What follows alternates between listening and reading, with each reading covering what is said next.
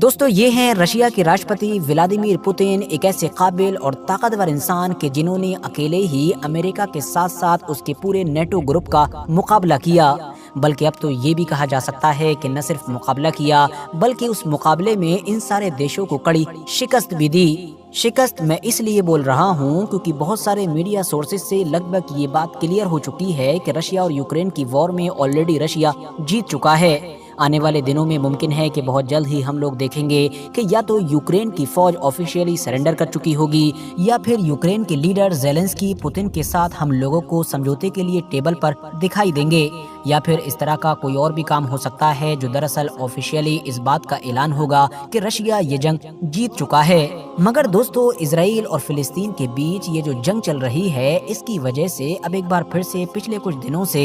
Vladimir Putin पूरी दुनिया के अंदर चर्चाओं में आ गए हैं। और चर्चाओं में आने की वजह है उनके कुछ ऐसे फैसले, उनकी कुछ ऐसी एक्टिविटीज और उनके कुछ ऐसे काम जो इजराइल और फिलिस्तीन की इस जंग की तस्वीर को तो बदल ही सकते हैं, बल्कि साथ ही साथ इस दुनिया के नक्शे को और इस दुनिया की राजनीति को भी पूरी तरह से बदल सकते हैं। RH नेटवर्क के नॉलेजेबल फ्रेंड, सबसे पहले तो आप लोग पिछले 1-2 दिन से वायरल होने वाले इन सारे फोटोज और वीडियोस को देखिए। ये दरअसल कोई आम तस्वीरें नहीं हैं, बल्कि वो लम्हे हैं कि जिन्होंने अमेरिका और उसके इजराइल जैसे पक्के दोस्तों को न सिर्फ पूरी तरह से हिला रखा है, बल्कि वो दर्द दिया है कि जो इन लोगों को शायद पिछले कई सालों में नहीं मिला होगा। दरअसल दोस्तों, मैटर ये है कि जब रशिया और यूक्रेन की वॉर शुरू हुई थी तो अमेरिका की तरफ से लगातार पूरी दुनिया में रशिया के खिलाफ इस तरह का माहौल तैयार किया गया था ताकि जल्द से जल्द रशिया को पूरी दुनिया में आइसोलेट किया जा सके, बिल्कुल उसी तरह से कि जैसा कि नॉर्थ कोरिया को या फिर कुछ हद तक ईरान को किया गया था।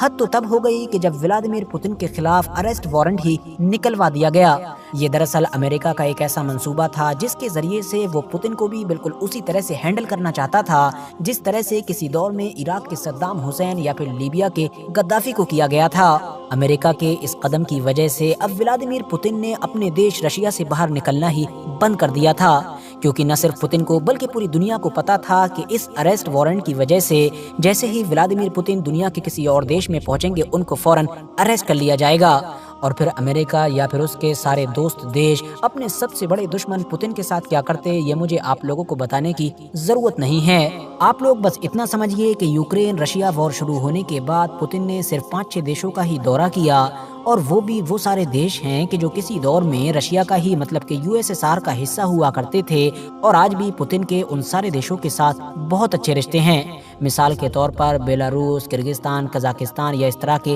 और सारे देश। इनको छोड़कर पुतिन की तरफ से सिर्फ और सिर्फ 2 देशों का ही दौरा किया गया था, उनमें से एक था चाइना जबकि दूसरा था ईरान देश। अब जाहिर है ये दोनों देश तो खुद अमेरिका के सबसे बड़े दुश्मन माने जाते हैं, इसीलिए पुतिन को पता था कि यहाँ पर जाने पर कोई खतरा नहीं है। मगर दोस्तों, जैसा कि मैंने आपको वीडियो के शुरू में ही बताया कि इजराइल और फिलिस्तीन की जंग शुरू होने के बाद जब लगभग सारे मीडिया सोर्सेज से ये बात क्लियर हो चुकी है कि रशिया पूरी तरीके से इस जंग में बढ़त हासिल कर चुका है और लगभग जीत का ऐलान होना ही बाकी है, तो अब रशिया के राष्ट्रपति पुतिन भी दूसरे रंग में नजर आ रहे हैं। उन्होंने न सिर्फ दुनिया के बाकी सारे देशों का दौरा करना भी शुरू कर दिया है, बल्कि वो तो अमेरिका से बदला लेकर उसको मजा भी चखाना चाहते हैं। और दौरा करने के लिए व्लादिमीर पुतिन की लिस्ट में सबसे पहला नाम आया यूनाइटेड अरब एमिरेट्स मतलब कि UAE और सऊदी अरबिया जैसे अरब देशों का। वैसे तो ये दौरा हो रहा है, ये भी अपने आप में काफी बड़ी बात थी, क्योंकि जब से अरेस्ट वारंट जारी हुआ था, जब से किसी ऐसे देश में पुतिन पहली बार जा रहे थे। मगर हद तो तब हो गई और पूरी दुनिया के मीडिया में कोहराम तो उस वक्त मचा कि जब UAE और सऊदी अरबिया जैसे देशों से पुतिन के स्वागत के वीडियोस और फोटोज पूरी दुनिया में वायरल होना शुरू हुए। दरअसल ये एक ऐसा स्वागत था कि जिसकी उम्मीद किसी ने भी नहीं की थी, बल्कि मीडिया रिपोर्ट्स में तो ये भी दावा किया जा रहा है कि पिछले कई सालों के इतिहास में UAE के अंदर दुनिया के किसी भी नेता का इतना शानदार और गर्मजोशी के साथ स्वागत हुआ ही नहीं है। तो अब सवाल ये है कि आखिर पुतिन का इतना बड़ा और शानदार स्वागत क्यों किया गया, वो भी 2 ऐसे अरब देशों में कि जिनको हमेशा से ही सबसे ज्यादा प्रो अमेरिका माना जाता है। जबकि याद रहे कि आज से सिर्फ कुछ महीने पहले तक तो सिर्फ चंद देशों को छोड़ दिया जाए तो दुनिया के ज़्यादातर देश ना तो खुद चाहते थे कि पुतिन उनके यहाँ पर आएँ और न ही पुतिन खुद वहाँ जा रहे थे, क्योंकि उन सारे देशों को डर था कि अगर पुतिन यहाँ पर आएंगे तो हम नहीं जानते कि अमेरिका की तरफ से किस तरह का एक्शन होगा। फिलहाल अब जो हम लोगों को UAE और सऊदी अरबिया जैसे देशों में जो कुछ भी नज़र आ रहा है उसका सिर्फ और सिर्फ एक ही जवाब है, और वो है इजराइल और फिलिस्तीन के बीच होने वाली जंग। दरअसल पिछले एक लंबे वक्त से ही इन सारे अरब देशों की हुकूमतों पर इनकी आम पब्लिक की तरफ से बड़ा प्रेशर पड़ता जा रहा है, और इनकी लाख कोशिशों के बावजूद भी अमेरिका इनकी एक सुनने के लिए तैयार नहीं है। बल्कि एक वक्त पर तो ऐसा भी लगा कि अमेरिका ने इन सारे देशों को कोई वैल्यू ही नहीं दी, बल्कि वो तो इनको पूरी तरह से इग्नोर कर रहा है। और उसी चीज़ का नतीजा था कि अरब देशों ने पहले तो चाइना से कांटेक्ट किया और बाकायदा वहाँ पर ये सारे लोग पहुँचे, मगर बाद में चाइना ने भी वो सब कुछ ना किया कि जिसकी उम्मीद की जा रही थी, बल्कि वो तो बिल्कुल न्यूट्रल रहा। इसीलिए अब फाइनली रशिया से अरब देशों की नज़दीकियां बढ़ रही हैं और रशिया के साथ अरब देश हाथ मिला रहे हैं, और इस तरह का स्वागत करके तो उन्होंने खुले तौर पर अमेरिका और इजराइल को बड़ा इशारा दिया है। और तो और व्लादिमीर पुतिन जब UAE के लीडर के साथ बैठे तो उन्होंने टेबल पर मीडिया के सामने ये बात भी क्लियर कर दी कि जिन कुछ चंद बड़े मुद्दों के ऊपर हम लोगों की बातचीत होने वाली है उसमें से एक मुद्दा इजराइल और फिलिस्तीन का ये पूरा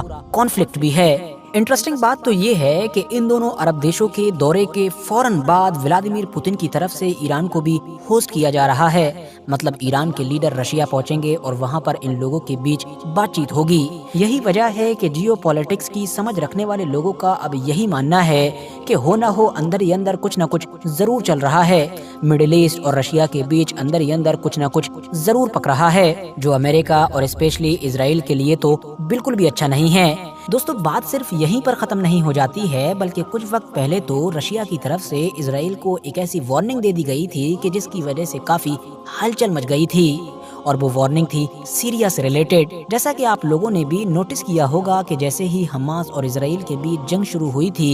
तब इजराइल के खिलाफ और भी कई तरफ से फ्रंट खुल गए थे, जिसमें से एक तो लेबनान में मौजूद हिजबुल्लाह की तरफ से था, एक यमन में मौजूद हूतीस की तरफ से था, जबकि एक फ्रंट सीरिया और इराक के इलाके में मौजूद उन लड़ाकों की तरफ से भी था कि जिनको ईरान का प्रॉक्सी माना जाता है। मगर सीरिया और इराक में मौजूद इन लड़ाकों ने इजराइल को डायरेक्ट टारगेट करने की बजाय उन सारे बेसिस को टारगेट करना शुरू किया कि जो अमेरिका के सीरिया या फिर इराक के इलाके में मौजूद हैं। इन लोगों की तरफ से बिल्कुल शुरुआती दिनों से ही लगातार एक के बाद एक अमेरिका के बेसिस के ऊपर कई अटैक किए गए, मगर अमेरिका ने बिल्कुल भी रिस्पॉन्स किया ही नहीं। अगर किया भी तो वो सिर्फ और सिर्फ दुनिया के सामने अपना बोझ भरम बचाने के लिए, मिसाल के तौर पे 100 में से बिल्कुल 5%। हालांकि दोस्तों, इजराइल की तरफ से शुरुआती दिनों में सीरिया या इस तरह के इलाकों में एयर स्ट्राइक्स वगैरह देखी गई थी, लेकिन अमेरिका न सिर्फ खुद खामोश रहा बल्कि बार बार उसने इजराइल को भी कंट्रोल करने की कोशिश की और ये सलाह दी कि वो इन सारी चीजों को देखता रहे और इन इलाकों में बिल्कुल भी कार्रवाई करने के बारे में सोचे भी ना।